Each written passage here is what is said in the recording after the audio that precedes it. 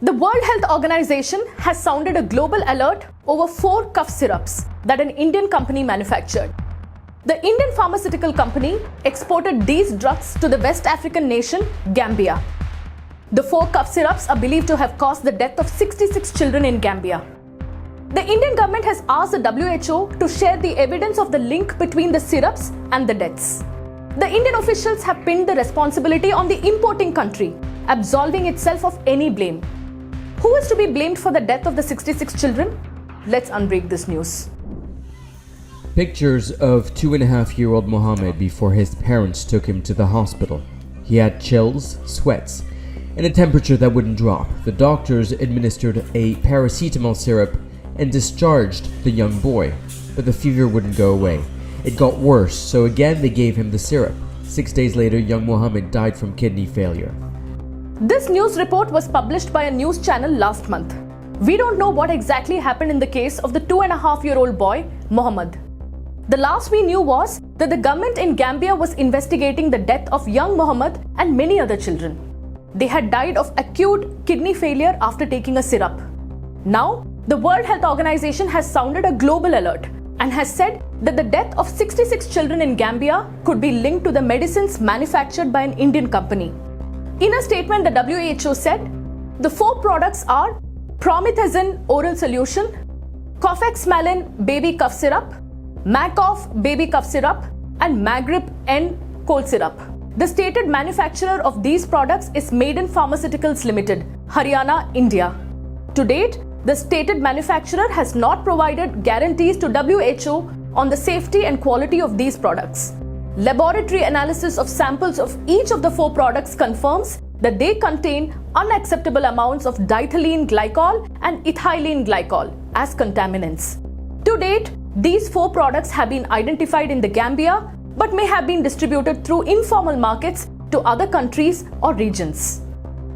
WHO has today issued a medical product alert for 4 contaminated medicines identified in the Gambia that have been potentially linked with acute kidney injuries and 66 deaths among children.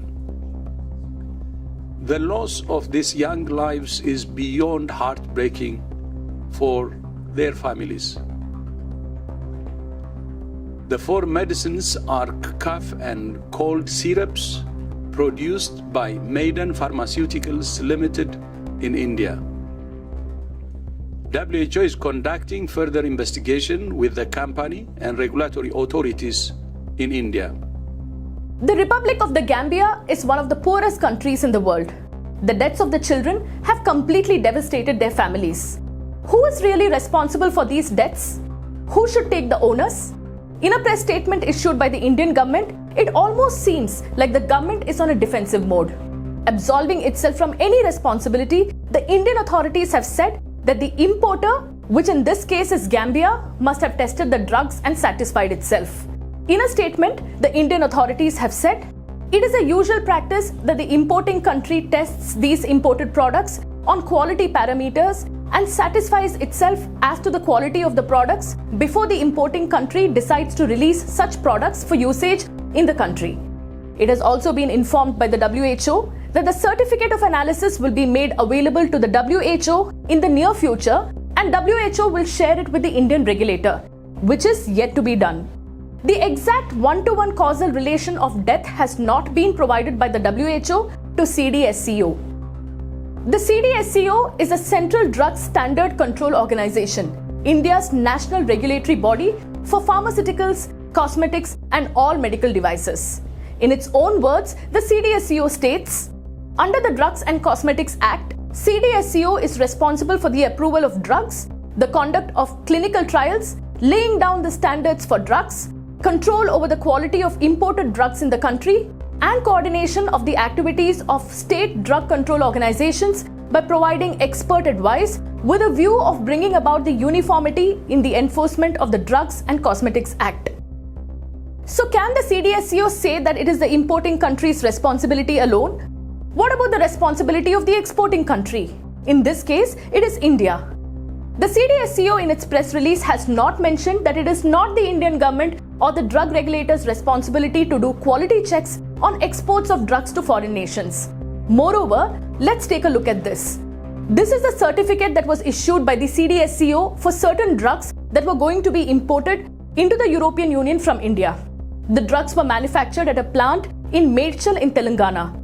The drug regulator had conducted unannounced inspections of the plant in Telangana to see if the drugs had conformed to the quality standards so that they could be sent to the European Union for human consumption.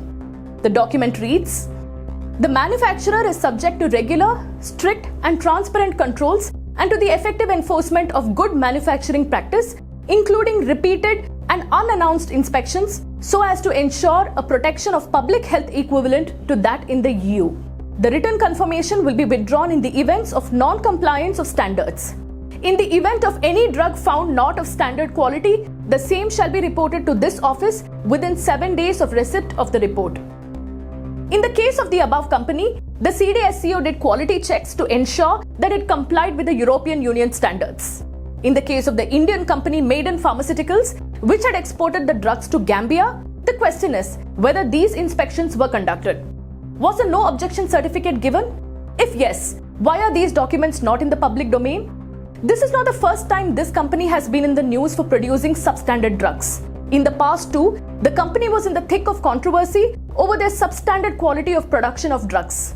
This news report talks about how prescription drugs used to treat type 2 diabetes, an over-the-counter painkiller manufactured by Maiden Pharmaceuticals Limited, a Delhi-based company having its manufacturing unit at Kundli in Sonipat district of Haryana, were found to be substandard during lab tests in Kerala on at least 5 occasions during the past 9 months.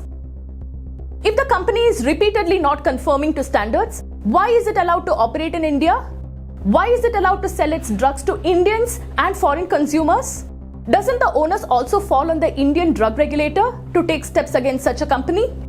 Now the worrying bit is this. The WHO has indicated that this company may have sold these drugs through informal markets. While the contaminated products have so far only been detected in the Gambia, they may have been distributed to other countries. WHO recommends all countries detect and remove these products from circulation to prevent further harm to patients. The Indian government has quickly admitted that the company has manufactured and exported products only to Gambia and stated that the samples of all 4 drugs have been collected and sent for testing to the regional drug testing lab in Chandigarh by the CDSCO. The company, on the other hand, has said on its website that it has a production capacity of 600 million capsules, 18 million injections, 0.3 million tubes of ointments, 2.2 million syrups, and 1,200 million tablets, that is 1.2 billion tablets. It sells these medicines not just to Asia, Africa and Latin American countries, but also to Indians. So we are not talking about a small company here. We are talking about the production of millions of drugs, and if the standards are found to be poor, this will have global public health implications. In the past, not just Kerala, but even the Bihar government had flagged off this company over the poor quality of drugs. According to this news report, the Bihar government blacklisted 2 pharmaceutical companies, including Maiden Pharmaceuticals, for supplying substandard drugs in 2011. According to the Bihar government's official order, the company was found to be supplying spurious and substandard medicines in the state several times. While the Indian drug regulator has kicked off a probe, the question is, could the lives of 66 children in Gambia have been saved if the Indian drug regulator had acted against the company way back when Indian states had reported the company for selling spurious and substandard drugs? Which brings us to the moot question: who will regulate the regulator?